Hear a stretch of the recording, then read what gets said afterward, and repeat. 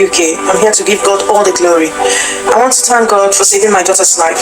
On Friday, I woke up by 6:30 to join the NSPPD. But I was too tired, and I said it's too early. Let me sleep a little bit and wake up by 7. I just slept off, but something tapped me, and I woke up. I looked my side. I could not see anything, so I just joined the NSPPD. It has gone far. And asked Pastor Jebi now give a word, and he now said that none of our first child will die, and he reversed every evil arrow. Somebody take this one. Your first child will not die. In 1 Peter 2:24, you will understand the reason for this declaration. I announce your first child will not die. Let every arrow be reversed. I'll just carelessly, you just wake up from sleep. I carelessly say, Amen, Amen, wherever, Amen. Pastor Jerry, my daughter called me because I spoke to my daughter on Thursday, and we planned for her son's birthday. So we planned it all through the night. We're calculating and putting what we want to do and what we don't want to do till 2 o'clock in the midnight.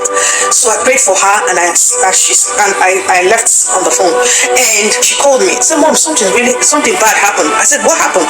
She said, Mom, I almost died. I said, what happened?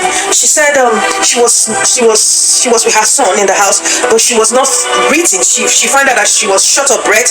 She could not breathe, so she used inhaler. She was trying to use everything she knows how to do, but she was finding it difficult to breathe. I said, I need to come. You said, Mom, the only thought I had was to call my husband because he was the closest person to me. Mom, you were far. So she now called her husband to come and pick up her son. She called the ambulance, and she was very weak. She was not feeling herself. So when the ambulance came, they took her and they stretched her to the hospital. They find out her cholesterol was high, her BP was high,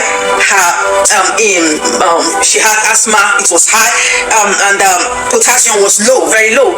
So all this, I was like, where is all this coming from? Just you. And I'm on the altar of fire. So my friend was sitting by my side when she was telling me. My friend said, do you remember on Friday Pastor Jerry said all first child will never die, nobody will lose their first child? I was like, yes, I remembered, because I woke up so late to that prayer, but I remember Pastor Jerry saying it. Pastor Jerry, thank you so much for standing in the gap. Thank you for not sleeping like us. Thank you for one day. In how many years you started this thing, Pastor Jerry? You've known okay, let me sleep a little bit and sleep off and leave us. You're always there. 7 o'clock dots, you are there. You're already there. Even while we're not there, you are there. Pastor Jerry, thank you so much for standing in the gap. She was telling me, I said, I said, Mommy, thank God for the prayer you prayed for me in the night. I thank God. Pastor Jerry, I'm so grateful.